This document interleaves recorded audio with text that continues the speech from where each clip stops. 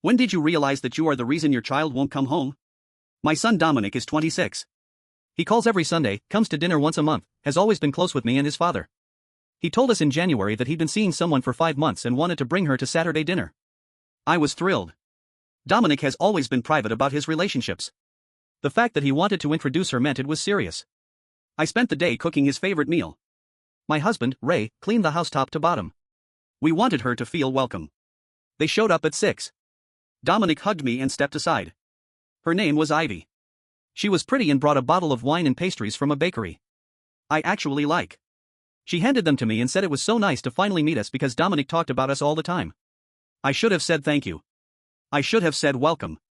Instead, the only anything I could focus on was what she was wearing, a fitted black top that showed her shoulders, a skirt above the knee by several inches, heels, makeup done up. She looked like she was going to a nightclub, not a family dinner. We sat down and I watched her. She asked Ray about his work, complimented the food twice, offered to help clear plates, talked about her job at an architecture firm and the master's degree she'd finished 3 years ago, smart and kind. And none of it registered with me because I kept looking at her outfit. Halfway through dinner, I couldn't hold it in. I said, Ivy, can I ask you something? She said, of course. I said, did you come here straight from somewhere else or is this what you chose to wear to meet us? Dominic put his fork down. Ivy looked at me, then looked down at herself like she was trying to figure out what I meant. I said, I just think when you're meeting someone's parents, you might want to dress more conservatively. I said it with a smile like I was doing her a favor. Dominic said, Mom, just that one word. I kept going. I said, first impressions matter and the way you present yourself says something about how seriously you take things. Ivy didn't say anything for a few seconds. Then she said, I'm sorry you feel that way. I thought I looked nice tonight. Dominic stood up. He said, we're leaving. I said, sit down. I'm just being honest. He said, there is no later.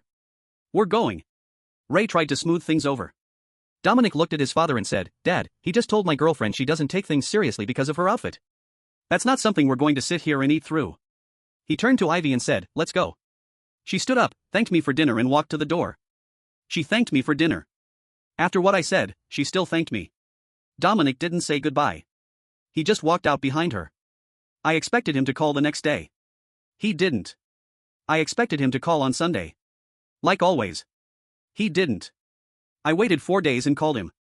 I said, I think you and Ivy overreacted. He said, what was she supposed to wear? Give me a specific answer.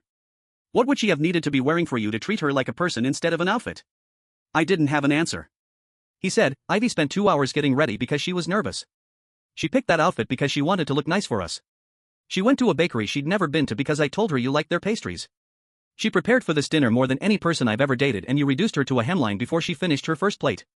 Then he said the thing that got to me. He said, Ivy told me on the way home she'd rather not come back. I asked when I'd see him again. His answer broke me. He said he didn't know when he'd see me again, not next month, not when things cool down. He said, I don't know, Mom.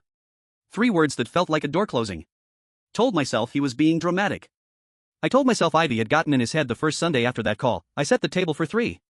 6 o'clock came and went. The food got cold. Dominic's plate sat there empty between us like an accusation.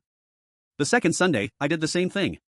Ray nodded at me, but it wasn't the kind of nod that means yes. By the 3rd week, I was done waiting. I found Ivy's number through an old contact list on the family computer. I spent 40 minutes writing a text, mature but not stiff, warm but not desperate. I finally sent Ivy, I'd love to have you both back for dinner. I think we got off on the wrong foot and I'd like a fresh start.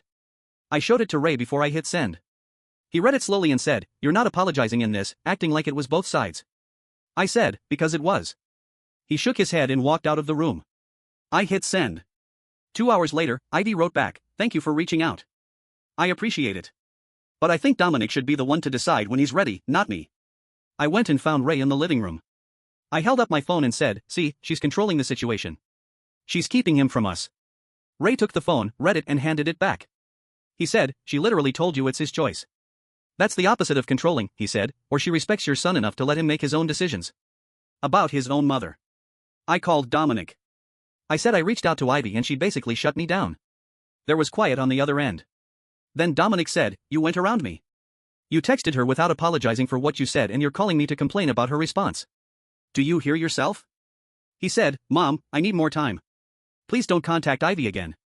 His voice wasn't loud. It was tired. The same tired, raised voice had been for 2 weeks.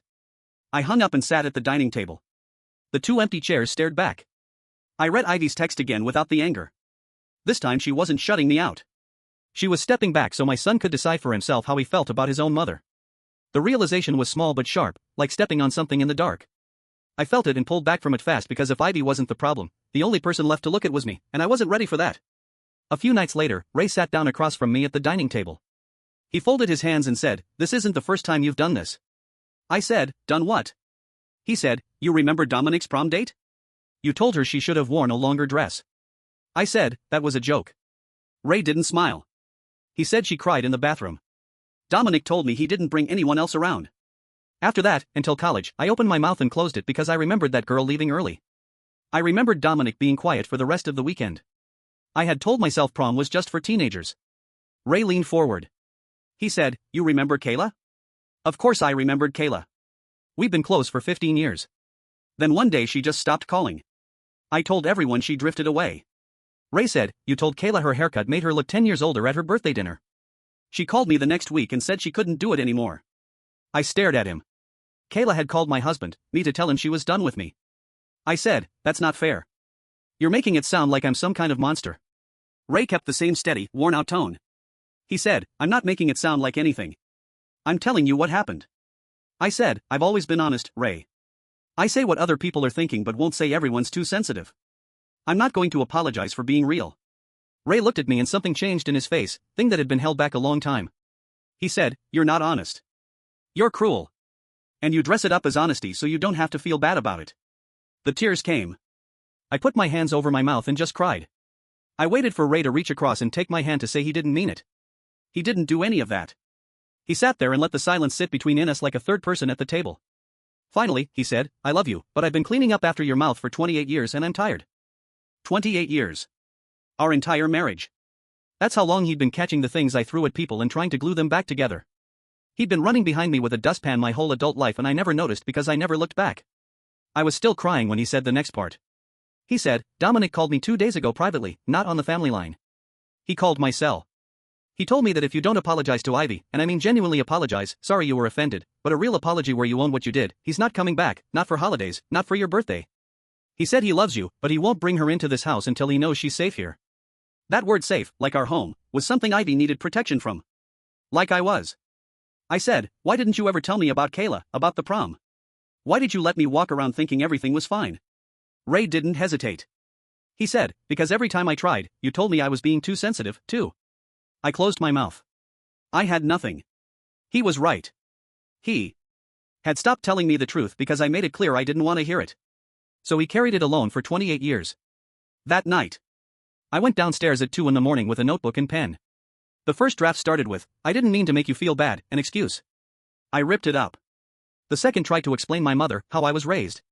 More excuses. Ripped that up, too.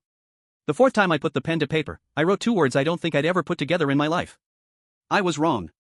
I made coffee and sat there staring at them until it went cold. I started paying attention to myself in a way I never had before, the kind where you actually listen to the things that come out of your own mouth. On Thursday, I went to lunch with Levi's wife. The waitress had a nose ring and bright red lipstick and her shirt was a little wrinkled.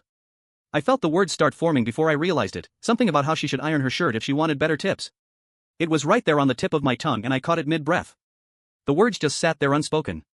Levi's wife didn't notice, but I sat there with my hands in my lap feeling like I'd watched myself almost step off a cliff without thinking about it.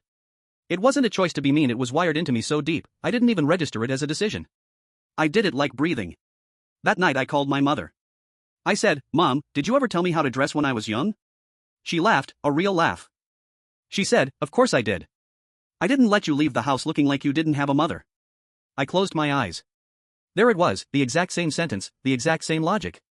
That was what I'd said about Ivy without actually saying it, that her outfit reflected poorly.